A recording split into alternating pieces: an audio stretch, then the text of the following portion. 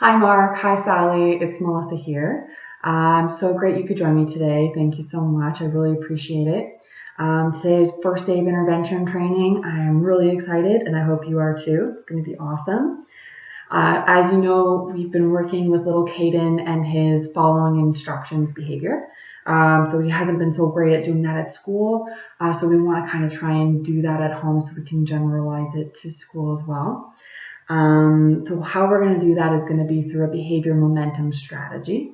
So I'm not sure if you got a chance to look at the article I sent you by Normand and Boyle, but it's a really great read. And it talks about how kids with autism, just like Caden, often have these difficulties following the instructions and what a behavior momentum strategy is and how it can be effective in kind of increasing their compliance with instructions. So that's really great. So when you get a chance, if you could read that.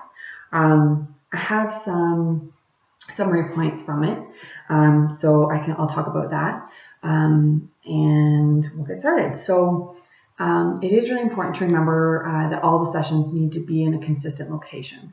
So we talked about having it in your living room in a common area, so we can make sure we're doing that. That'd be great. We also want to make sure that we're switching up the mediators. So mom, dad, maybe even sister and brother, as many people as we can get to do it with Caden would be great. Because often what happens is that the child might develop what's called a history of reinforcement with one person, meaning he's more likely to do it for, say, mom, and then he won't do it for dad, or vice versa. We want to make sure he has as much variability in people as well as settings eventually, so we can get it to eventually go to the school so he can do it there as well. Thank you so much for sending me that data on the stimulus preference assessment. That was awesome.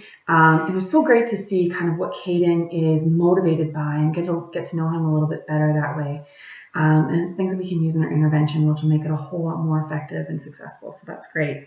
So you kind of said that he's really motivated by tickles and Skittles and playing Simon Says, which we already knew, of course, and playing with Play-Doh. So that's awesome.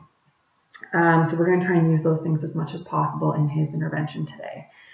So kind of what we're going to be focusing on is, like I said, a behavior momentum strategy. There's two main requests in a behavior momentum strategy. One is what's called a high probability request. So these are requests to do something that Caden already knows how to do. He's already super awesome at it. He feels really confident about it. And then we're going to reinforce him for it. And so he's going to do it even more. He's going to be excited about it and hopefully also want to do the low probability request, which is going to be today's sit down, because that's something we're going to be targeting. So we want to make sure that Caden is initiating his response within 10 seconds of us giving the instruction. So when we say, Caden, sit down, 10 seconds, and within 10 seconds, he's actually listening and complying with your request. We also need to make sure we have his attention in the beginning. If we want him to sit down, we need to make sure he's standing up first, of course. So we're going to give 3 high probability requests. Following each high probability request, we're going to give him social praise, and we're going to give him an edible, which is going to be today a Skittle. So I made you a little cheat sheet. I did email you the whole instructions. I'm just going to go through the cheat sheet really quick that I also sent you, and then we're going to model it. I'm going to model it for you. You guys are going to rehearse it, and I'm going to give you some feedback after. Okay? So first of all, like I said, we need to get Caden's attention. He needs to have eye contact with us, and for this case, he needs to be standing up so that he can ultimately sit down. High probability request number 1. I did choose these requests very strategically. We need to make sure that we are keeping the request in the same response class. Sitting down is a motor movement. We want to make sure that the high probability requests are also a motor movement. And he loves Simon Says, so we combine them. And so we're going to ask him to touch his toes, touch his tummy, touch his head, and then sit down. That's what this says. Just kind of lays it all out. First of all, it's Caden, touch your toes. When he does that, great job, giving him social praise, and then we're going to give him a Skittle. Same with the second one, touch your tummy, touch your head, and then ultimately sit down. And when you do the sit down, you're going to go, when he actually sits down after you ask him to, you're going to go nuts. It's going to be great. So here's how it's going to look. Okay, Caden, are you ready? Let's play Simon Says. Okay, Caden, touch your toes. Great job. Here you go. Okay, touch your tummy. That's it. Here you go. Here's a Skittle. Okay, Caden, touch your head. Hey, you did it. Here you go. Here's a Skittle. Okay, Caden, sit down. Yay, Caden, you sat down. Here you go.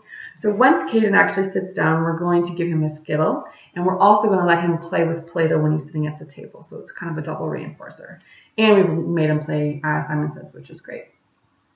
One more point before I go. It's really important that when you're giving him these instructions that you keep them as instructions, because that's not imitation. It's really easy sometimes to go, okay, Caden, touch your head, and then that would be an imitation. So then we won't know if he's just imitating you or if he's actually listening to your words. So it's just an important point to remember.